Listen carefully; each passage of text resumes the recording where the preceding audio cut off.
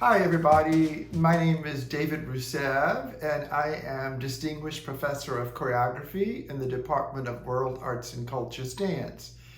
And I came to UCLA in 1996 and moved to Los Angeles from New York because I so believed in the questions that the department was asking around the role, the purpose, and the form that contemporary body-based art making and choreography might take in our profoundly diverse and interdisciplinary world.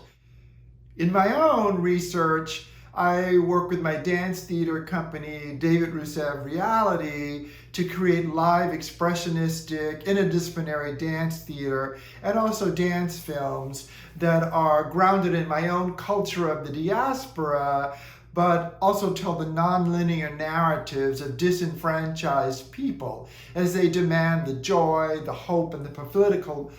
fulfillment that they've long been denied. But I tell those narratives in hopefully unique ways that compositionally fuse the specificity of words with the emotional resonance of dance and the metaphoric power of surreal digital imagery. A hallmark of my work is that it's a roller coaster of wild humor and grit both, and my works I like to think of as kind of postmodern musicals that are grounded in the accessibility of African American culture, but housed in an adventurous and I'd say experimental form of dance theater. My last full evening piece was called Halfway to Dawn, and it combined words, movement, and digital imagery from multiple sources projected onto multiple surfaces as it sought to capture the deeper truths contained in the life of jazz icon Billy Strayhorn,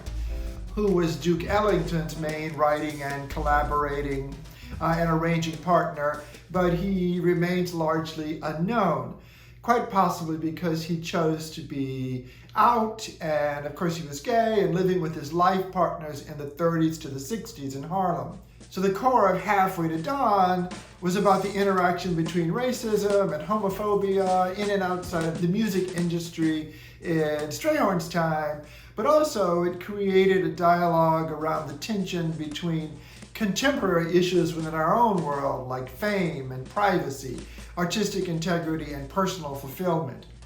For my next project, I'm returning to film as I explore translating my full evening live dance theater piece Stardust to a feature film for which I only recently completed the screenplay.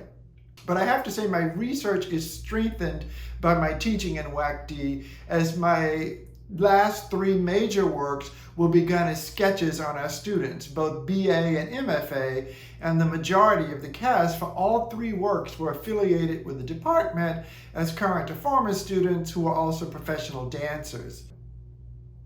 And I have to say, I for one am absolutely thrilled that after 2 years of remote learning, we'll be returning to campus in fall 2021.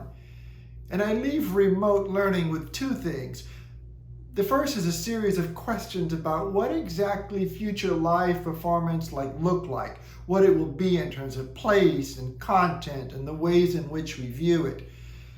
And I'm excited that I don't really know the answer to those questions. They're just simply too gargantuan and all-encompassing. The past couple of years have also been a time of great social upheaval with the assault on our nation's capital and the agony of watching African American men and women being killed by law enforcement,